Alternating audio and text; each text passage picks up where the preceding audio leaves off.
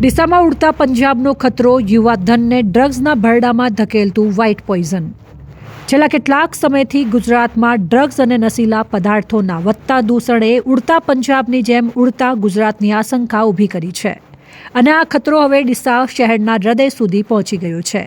શહેરના યુવાધનને ખોખલું કરતો નશાખોરીનો આ કાળો કારોબાર હવે ગલીઓ કે મેદાનો પૂરતો સીમિત નથી રહ્યો, પરંતુ ભરચક રહેણાંક અને વેપારી વિસ્તારોમાં ખુલ્લેઆમ ચાલી રહ્યો છે.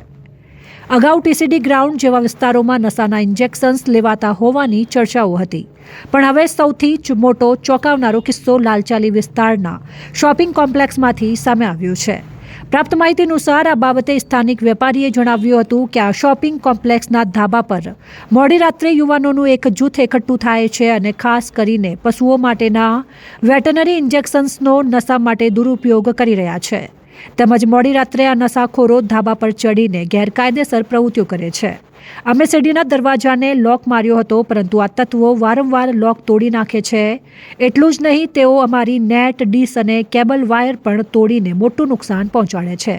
જોકે આ તત્વો માત્ર નશો નથી કરી રહ્યા, પરંતુ જાહેર અને ખાનગી મિલકતને નુકસાન પહોંચાડીને શાંતિ ભંગ પણ કરી રહ્યા છે, જેના કારણે શોપિંગ કોમ્પ્લેક્સના વેપારીઓ અને આસપાસના રહેવાસીઓ ભયભીત થઈ ગયા છે.